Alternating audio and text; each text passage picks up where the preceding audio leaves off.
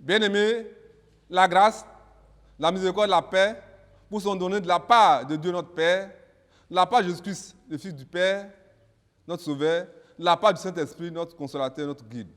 Amen. Nous prions. Seigneur, tu es le Maître et nous sommes tes disciples. C'est de toi que nous avons tout à apprendre.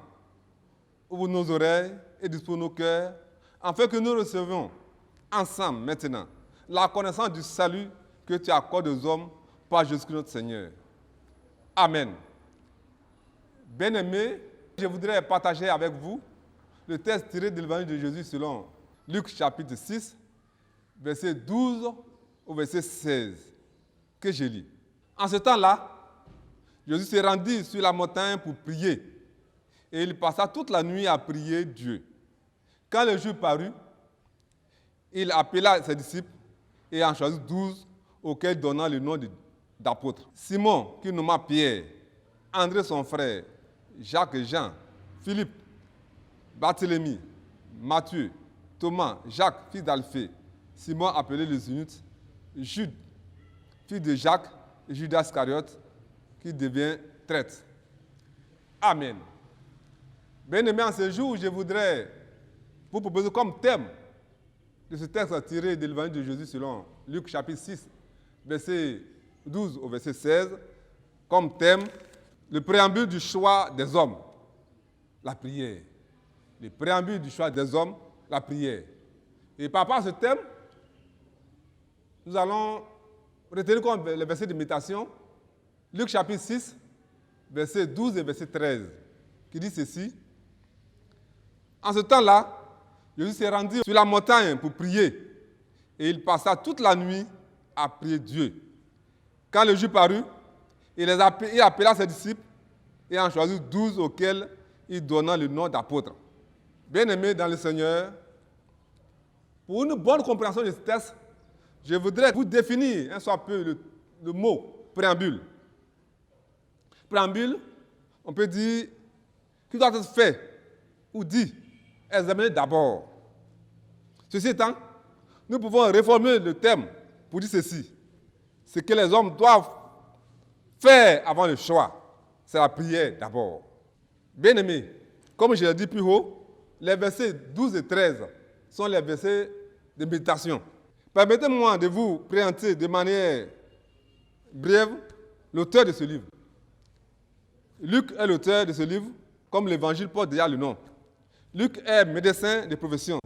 Il n'a jamais été disciple de Jésus-Christ. Il est chrétien d'origine païenne. Il a été compagnon de l'apôtre Paul. Son écrit est destiné à travers le très excellent Théophile aux personnalités gréco-romaines, des personnes cultivées et influentes de l'époque, en vue de les présenter en des termes choisis Jésus-Christ, le sauveur du monde. Bien-aimés, Dieu dans son amour et pour racheter l'humanité tout entière va envoyer son Fils Jésus pour accomplir un travail sur la terre.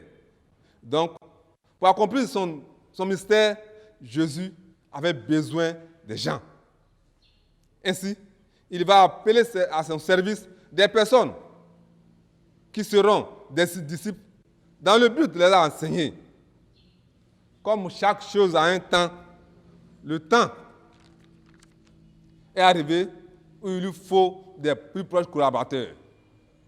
Ainsi, avant de prendre une décision aussi importante que celle de choisir ses plus proches collaborateurs, Jésus va sur la montagne et passe toute une nuit à prier. Ainsi, les 12 apôtres qui dégagent des disciples n'ont été choisis au hasard, mais selon la direction du Père. Bien-aimés, chers parents, vous qui m'écoutez et vous qui me regardez, voulez-vous être efficace dans vos décisions ou actions? Quelle place occupe la prière dans vos prises de décision? Comment choisissons-nous nos responsables dans nos groupes, dans nos communautés? Quels sont les fondements du changement des responsables? Quels sont nos critères de choix? Oui, je voudrais vous inviter à lire ce texte des Actes des Apôtres, chapitre 1, les versets 15 à 17 et versets 21 à 26. Dans cette communauté naissante de 120 membres environ, le choix de Matthias n'a pas été le lieu de tensions, de contestations, d'affrontements, de divisions. Comme ils étaient dans une atmosphère de communion et de prière, les disciples désignent facilement le remplaçant de Judas qui s'était montré défaillant et sans repentance.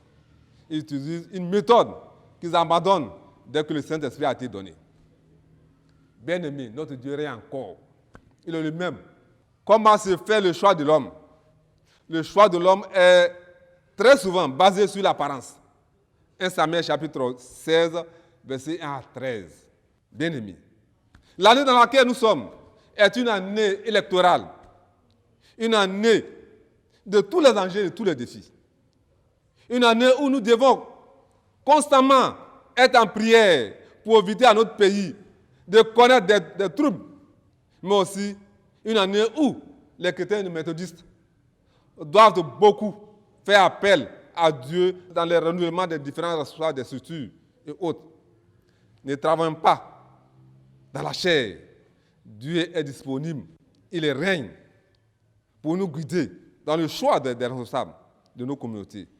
Si nous restons attachés aux critères de la parole et si nous nous sommes soumis dans la prière et dans l'amour, évitons de travailler dans la chair et de faire le choix selon l'apparence. Notre Dieu est le même. Il règne et son règne n'aura jamais de fin. C'est à nous de lui faire appel. C'est à nous de lui soumettre nos décisions. C'est à nous de nous mettre à sa disposition. Enfin, qu'il fasse de nous des chrétiens, dit de son nom, dans le choix de nos responsables. Que Dieu nous bénisse en ce jour et qu'il donne la force capable de faire appel à Dieu à tout moment lorsque le besoin se fera sentir. Amen. Nous prions Dieu.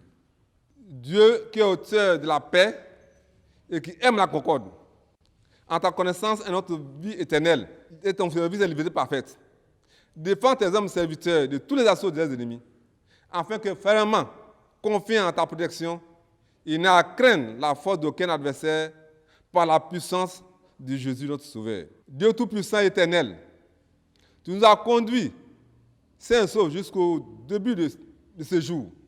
Protège-nous en ce jour par ta force toute puissance et garde-nous de pécher et de connaître quelques dangers que ce soit aujourd'hui.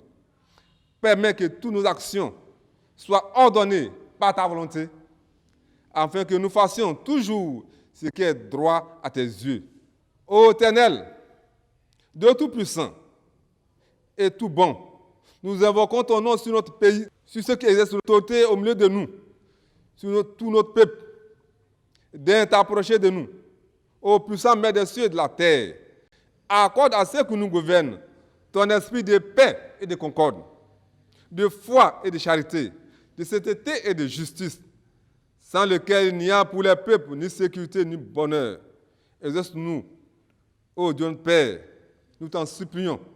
Accorde, nous t'en supplions, une claire vision de toutes tes miséricordes, afin que nos cœurs soient sincèrement reconnaissants et que nous proclamons ta louange, non seulement des lèvres, mais encore dans toute vie. Dieu Tout-Puissant, qui nous a fait la grâce de pouvoir à cette heure t'adresser d'un seul cœur nos communes supplications, et qui nous promet que là où 2 ou 3 sont assemblés en ton nom, tu accèdes à leurs requêtes, les désirs et les demandes de ces serviteurs seront ce qui sera le plus avantageux pour eux. Accorde-nous dans ce monde la connaissance de ta vérité et dans le monde à venir la vie éternelle. Amen. Que la grâce de notre Seigneur Jésus-Christ, l'amour de Dieu et la communion du Saint-Esprit soient sur nous tous. Amen.